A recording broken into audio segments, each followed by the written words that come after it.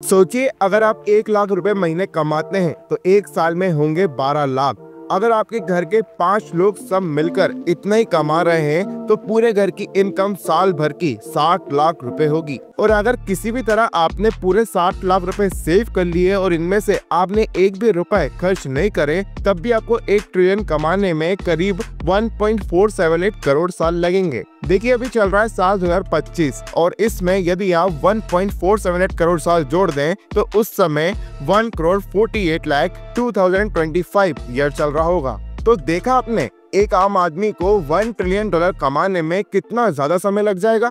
लेकिन अब Elon Musk उस राह पे चल पड़े हैं जब वो दुनिया के सबसे पहले ट्रिलियनियर बनने वाले हैं। देखिए टेस्ला के बोर्ड मेंबर्स ने एलोन मस्क के लिए एक हिस्टोरिक पे प्लान तैयार किया है। इस प्लान के अकॉर्डिंग एलोन मस्क को $1 ट्रिलियन का स्टॉक बेस्ड पेमेंट दिया जाएगा। और सबसे बड़ी बात ये है कि इस पेमेंट को उनके शेयर होल्डर्स ने भी अप्रूव कर दिया है। देखिए टेस्ला के शेयर होल्डर्स के बीच में एक वोटिंग कराई गई थी जिसके अंदर 75% से ज्यादा शेयर होल्डर्स ने हामी भरी है एलोन मस्क को ये पैकेज देने के लिए।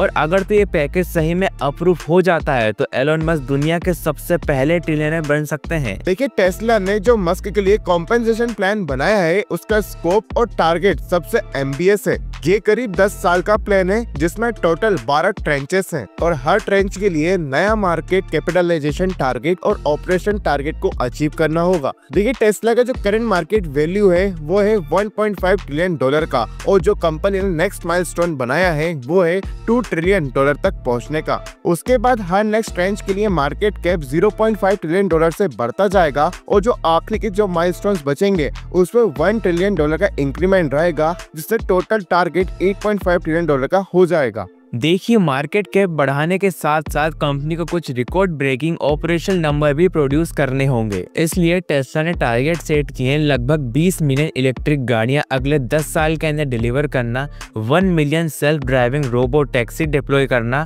और इसी के साथ साथ 1 मिलियन ह्यूमनॉइड रोबोट बनाना। और इसी के साथ ही एडजस्टेड प्रॉफिट यानी कि कोर अर्निंग को $400 बिलियन तक लेके जाना है। देखिए अभी तक हमने आपको जितने भी माइलस्टोन बताए हैं इनके हर एक माइलस्टोन अचीव करने के लिए एलोन मस्क को 1% टेस्ला के स्टॉक मिलेंगे। अगर तो एलोन मस्क सभी 12 के 12 माइलस्टोन अचीव कर लेते हैं तो उनको 12% नए टेस्ला के स्टॉक मिलेंगे। और टेस्ला की एक वैल्यूएशन के अकॉर्डिंग ये 12% स्टॉक कुल $1 ट्रिलियन के बराबर है। मतलब एलोन मस्क 100% टारगेट पूरे कर लेते हैं तो उनकी ये स्टॉक की वैल्यू $1 ट्रिलियन से भी ज्यादा की हो जाएगी। लेकिन यहाँ पर एक ट्विस्ट भी है, अगर एलोन मस्क इनमें से एक भी टारगेट पूरा नहीं कर पाए तो उनको ये $1 ट्रिलियन का रिवॉर्ड नहीं मिलेगा। देखिए आपको बता दें टेस्ला ने ये प्लान करीब 10 साल के लिए बनाया है और इस समय तक एलोन मस्क को अपनी सीईओ की पोजीशन पर बने रहना होगा ताकि वो अपने ट्रेंच को क्लेम कर सके। लेकिन मस्क को ये $1 ट्रिलियन इतनी आसानी से नहीं मिल जाएंगे क्योंकि टेस्ला ने जो टारगेट सेट किए हैं उनकी कंपनी को लेकर उन्हें अचीव करना कोई इतना आसान नहीं होगा। देखिए टेस्ला के सामने कई सारे चैलेंजेस हैं जैसे इलेक्ट्रिक व्हीकल्स की डिमांड में स्लो डाउन, नए कॉम्पिटिटर्स, रोबोट्स और एआई डेवलपमेंट में तेजी से चेंजेस हो रहे हैं जिसके वजह से टेस्ला के ये टारगेट्स पूरा करना मस्क के लिए कोई आसान बात नहीं है। देखिए इस स्टेज पर आके बहुत सारे लोग ये सोचते कि आखिर जो कंपनी के ओनर या फाउंडर रहते हैं उनको डिविडेंड तो मिलते ही है लेकिन फिर भी वो एक फिक्स सैलरी क्यों लेते हैं। देखिए अगर आप अपनी ही कंपनी में काम करते हैं तो महीने के हिसाब से आपको फिक्स एक पे चेक दिया जाता है जिससे कि आपके जो डेली के एक्सपेंस हैं उनको हैंडल करने में आपको दिक्कत ना हो। कॉर्पोरेशंस जैसे कि टेस्ला ओनर्स को सैलरी देने पर कंपनी टैक्स डिडक्टेबल एक्सपेंस बना देती है। इसका मतलब ये है कि कंपनी अपनी टैक्सेबल इनकम में से सैलरी अमाउंट को माइनस कर देती है जिससे उसका ओवरऑल कॉर्पोरेट टैक्स कम हो जाता है। इसलिए ओनर को बस पर्सनल टैक्स देना पड़ता है अपनी सैलरी के ऊपर। वहीं दूसरी तरफ वो पैसा प्रॉफिट डिविडेंड के थ्रू लेते तो उनको डबल टैक्स देना पड़ता। पहला तो कंपनी के प्रॉफिट के ऊपर टैक्स, दूसरा डिविडेंड मिलने पर पर्सनल टैक्स। और सिंपल भाषा में कहा जाए तो ओनर को सैलरी देने से डबल टैक्स नहीं भरना पड़ता। एलोन मस्क की जर्नी बहुत ही ज्यादा इंस्पायरिंग है। उनका जन्म 28 जून 1971 में प्रिटोरिया, साउथ अफ्रीका में हुआ। देखिए टेक्निकली उनकी शुरुआत बहुत ही ज्यादा मुश्किल थी लेकिन उन्होंने फिर भी बचपन में ही कोडिंग सीखी और माँ मात्र 12 साल की उम्र में उन्होंने अपना पहला सॉफ्टवेयर बेचा और बाद में उन्होंने पेंसिल्वेनिया यूनिवर्सिटी से अपनी ग्रेजुएशन को कंप्लीट किया। और जब वो 1995 में 24 इयर्स के थे, उन्होंने सबसे पहले अपनी एक कंपनी बनाई और उसका नाम था Zip2।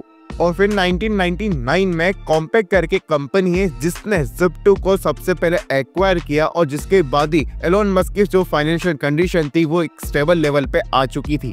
Zip2 के बाद 1999 के अंदर एलोन मस्क ने एक X.com करके ऑनलाइन पेमेंट फर्म शुरू की। इसका आगे जाके नाम पेपल कर दिया गया और eBay ने इसे साल 2002 के अंदर $1.5 बिलियन के अंदर खरीद लिया। और इसके बाद इतना बड़ा प्रॉफिट कमाने के बाद उसी साल 2002 के अंदर एलोन मस्क ने SpaceX को भी इंट्रोड्यूस किया। देखिए, SpaceX का बस एक यही मोटो था कि वो अफोर्डेबल रॉकेट बनाए ताकि फ्यूचर के अंदर स्पेस ट्रैवल सस्ता हो जाए। शुरुआत के अंदर SpaceX ने Falcon 1 रॉकेट बनाए थे जिसके पहले 3 लॉन्चेस बुरी तरीके से फेल हो गए थे। कंपनी की हालत ये हो चुकी थी कि वो बैंकरप्सी डिक्लेयर करने वाली थी, लेकिन एलोन मस्क ने हार नहीं मानी और साल 2008 के अंदर उन्होंने Falcon रॉकेट का एक सफल लॉन्च किया और SpaceX ने $1.6 बिलियन के अंदर नासा का कॉन्ट्रैक्ट जीत लिया, जिसमें Falcon 9 और dragon spacecraft international space station के लिए भेजे गए थे। और उस टाइम के अंदर SpaceX ने रीयूजेबल रॉकेट बनाने का रिकॉर्ड भी तोड़ा था और साल 2020 के अंदर पहली बार प्राइवेट स्पेसक्राफ्ट क्रू लेकर वो इंटरनेशनल स्पेस स्टेशन तक भी गया था।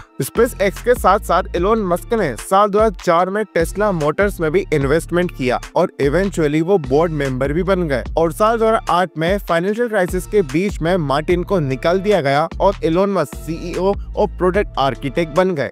मस्क के लीडरशिप में टेस्ला ने साल 2018 में सबसे पहले mass market electric car roadster launch की और बाद में साल 2012 में मॉडल S सेडान, साल 2015 में मॉडल X SUV, साल 2017 में मॉडल 3 और 2020 में मॉडल Y जैसी कार्स इंट्रोड्यूस की। हर मॉडल में नए इनोवेशंस आए, advance lithium ion batteries, auto pilot features और सुपर चार्जर जैसे नेटवर्क बनाए गए। लेकिन टेस्ला का ये जो सफर था ये इतना आसान नहीं था। इसके बीच में कई सारी प्रॉब्लम्स आई, बहुत सारे चैलेंजेस आए, लेकिन एलोन मस्क ने इन सब चैलेंजेस को एक्सेप्ट किया और टेस्ला के लिए बहुत कुछ नया इनोवेशन किया। गीगा फैक्ट्रीज बनाई ताकि बैटरी सस्ती पड़ सके, सोलर एनर्जी प्लस स्टोरेज को इंटीग्रेट किया और सॉफ्टवेयर अपडेट से कार के फीचर्स को कई सारे इम्प्रूवमेंट दिए। एलोन मस्क के पास कई सारे वेंचर्स हैं जैसे कि टेस्ला, SpaceX, दी बोरिंग कंपनी, न्यूरालिंक और इसके अलावा हाल ही में साल 2023 के अंदर एक XAI कंपनी भी लॉन्च की है। चलिए अब बात करते हैं एलोन मस्क के ड्रीम प्रोजेक्ट के बारे में जो है मार्स कॉलोनाइजेशन। देखिए, एलोन मस्क का कहना है कि SpaceX का बस एक अल्टीमेट गोल यही है कि ह्यूमंस को मार्स पर लेके जाना। एलोन मस्क ने ये अनाउंस किया है कि साल 2026 के एंड तक एक स्टारशिप रॉकेट मार्स के ऊपर भेजा जाएगा जिसके अंदर टेस्ला का एक ह्यूमनॉइड रोबोट ऑप्टिमस भी जाएगा। और एलोन मस्क ने ये भी कहा है कि अगर सब कुछ प्लान के मुताबिक हुआ तो साल 2030 तक इंसानों को मार्स के ऊपर भेजा जा सकता है। और एलोन मस्क ने ये भी कहा है कि वो एक सेल्फ सस्टेनिंग कॉलोनी बसाना चाहते हैं मार्स के ऊपर। एलोन मस्क और अपना फोकस AI इंडस्ट्री के अंदर भी दे रहा है। उनकी AI कंपनी XAI ने भी मैसिव सुपर कंप्यूटर बिल्ड कर रही है। देखिए, XAI के सुपर कंप्यूटर कोलोसस में 1 लाख से भी ज्यादा NVIDIA GPUs है और एलोन मस्क का प्लान है कि इसे 10x बढ़ाकर 10 लाख GPUs का क्लस्टर बनाना है। मतलब एक ऐसा मेगा सेंटर जिसके अंदर GPU ग्राफिक कार्ड का समुद्र रहेगा। वैसे आप सभी के एलोन मस्क की इस मैसिव ग्रोथ के ऊपर क्या ओपिनियंस है मुझे नीचे कमेंट से जरूर से बताइएगा और ऐसे वैल्यूएबल कंटेंट के लिए just do follow and subscribe.